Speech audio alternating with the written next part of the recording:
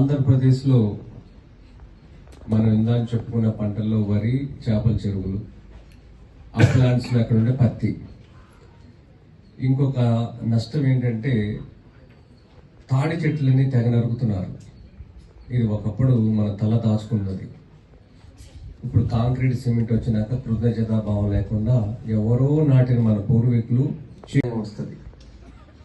ఒక తాడి చెట్టు ద్వారా 500 రూపాయలు అమ్ముకుంటే రేపు తాడి చెట్టు ఉండదు, కాకి ఉండదు, వేప చెట్టు ఉండదు, మనకి ప్రాణవాయువు ఉండదు. గుడిని ఆధారంగా చేసుకుంటే మనం ఇవన్నీ కూడా గ్రామీణ.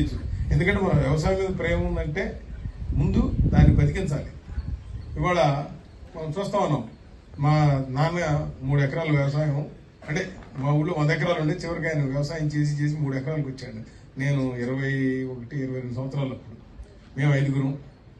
మా పెద్ద సిస్టర్కి పెళ్ళి అయింది. ఇంక మిగతా వాళ్ళు పెళ్లి కాని టైంలో ₹1 లేదు, పొలం అమ్ముతానే పెళ్లిళ్ళు చేస్తామని అనుకున్నాను. అప్పుడు నేను హైదరాబాద్లో పాలిటెక్నిక్ చదివి వచ్చి వ్యవసాయం చేసి మొట్టమొదటిగా కరివేపాకుని కమర్షియల్గా చేశాను.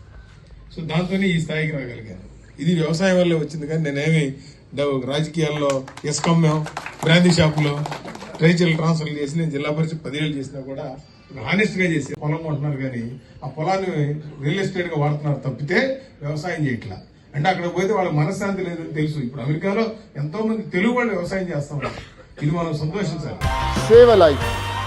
Download UBlood app. UBlood for the new blood.